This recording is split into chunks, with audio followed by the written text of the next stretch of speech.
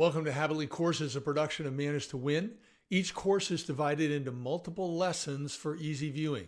All are now completely free, so you can watch them on your own or work through them as a team. Please subscribe to this channel, leave a comment, and share your favorite lessons with others. Try to find something that helps you be your best.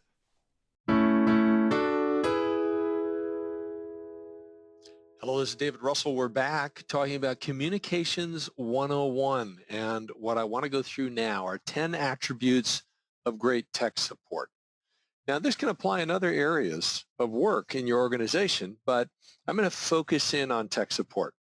Number one, I'm going to give you the same slide I gave you before about being an active listener. If you're going to be providing great support or interacting with other people effectively, active listening is critical. So number one, be detective-like to identify true needs. You're going to ask questions, open questions, what, why, how, to discover issues, and then close questions where you want to kind of nail it down. Who, would, where, clarify details.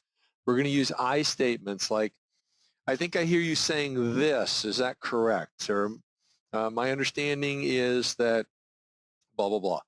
Okay, and we're going to build on areas of agreement, but basically what we're doing is we're listening, we're repeating back a summary of what we hear to confirm their concerns and needs or what they're trying to communicate, and then we're moving on from there. Sometimes with more questions, sometimes they talk more. That's number one when we're talking about attributes of great tech support. Number two is we want to remember they're not a tech, typically. They're calling us for help because they don't know. Now, most of the rest of these attributes, I've actually gotten inspiration from Barone Technologies of New York City. So you're going to see that at the bottom when that applies. Great company, great MSP. I have other companies that are also great MSPs in New York, but these guys do some great work. They were kind enough to share this. And basically remember that the other person is typically not a tech, and that's why you've got a job security, okay? So they don't know technology as well as you, so be patient, respectful, and avoid the techno jargon, okay? Number three, tech problems can be emotional. Now, we've talked about this already. Basically, they can't do their work. They've got downtime. It's costing them money. They've probably got stress. Their boss is on their case, or their customers are on their case. Their job performance, it's not going well at the moment. So they may call you. They may not be the nicest person you've ever talked with, or at least that day, but be empathetic. I understand. I hate it when that happens to me. Not sympathetic. We talk about that in another course, empathy, but where you take on the burden, but you're actually empathetic. You're going to get to the solution. They can get upset, but we're going to stay calm. And our goal is we want to make them feel better, and we want to solve that technical problem. So number three is we want to remember these things can be emotional, but not for us. Number four, we never want to push them so they're on the defensive. A client with a technical issue is almost always under stress, even if they're not communicating it. So we never put them on the defensive. Number five, now, instead of talking in techno jargon, acronyms, that type of thing, why not use analogies? So one example that Barone has is comparing a firewall to a bank teller. When you enter a bank, you don't just go to the vault and get your money. Instead, you go to a window where the teller verifies your identity and determines that you have enough money. The teller goes to the vault, brings the money back to the window, gives it to you, and then you leave. So you can use analogies to kind of give people a picture, a visual, so they understand technology better. Great idea. Now, number six, you've heard this from me before, avoid negative questions. Okay? So look at the example we've got there. Do you have Word installed? Microsoft Word is better than, you don't have Word installed?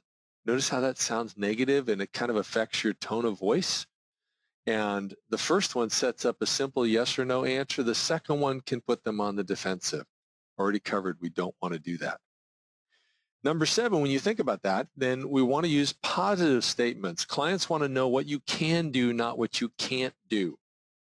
So we try to avoid the negatives of I can't or I don't know. So the example here is, I can't help you unless you log off. Instead, we use a positive. Would you please log off so I can help you? See, once again, you can sense how when you choose a more positive statement, it affects your tone of voice. So keep that in mind. We want to stay positive. Number 8, we don't interrupt. You've already heard this from me in this training. We never interrupt a client. Now, they say never, you say never, right? So if you have a client that's talking on and on forever and repeating themselves, you may have to wait until they pause, and then maybe you can ask some questions to kind of confirm the issue, briefly explain your plan of attack once you've got some responses, and then when you'll be back to them with an update. But you've got to kind of wait for the opportunity to do this, okay?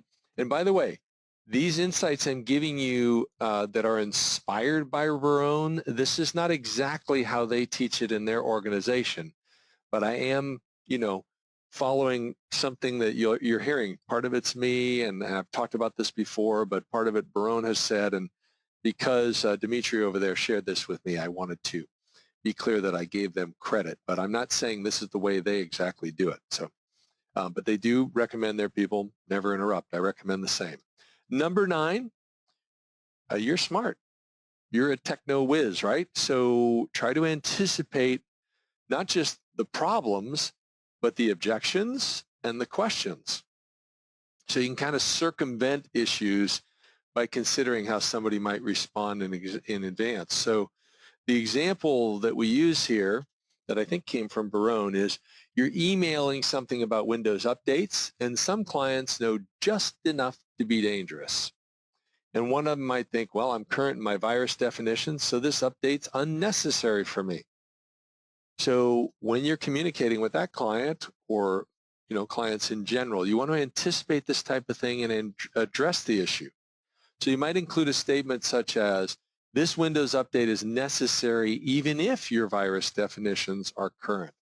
So we kind of anticipate. This saves us time, it saves them time, potentially eliminates a major problem. And number 10, you've heard me say this, follow up, follow up, follow up. Keep clients informed.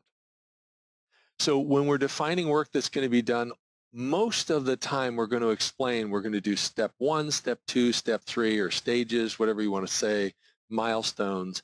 We're going to understand their preferred method of communication and how often they want to be updated, and then we're going to follow up and inform them as frequently as we promise.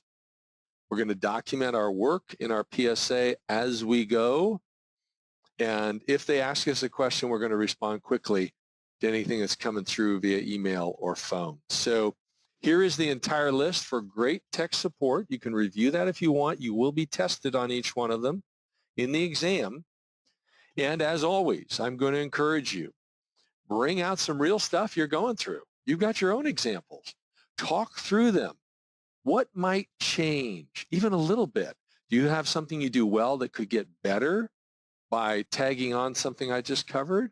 Something that's weak that maybe you can improve? Answer these 5 questions on here. Prepare well for the exam. You want to pass this exam and move on to lesson 5.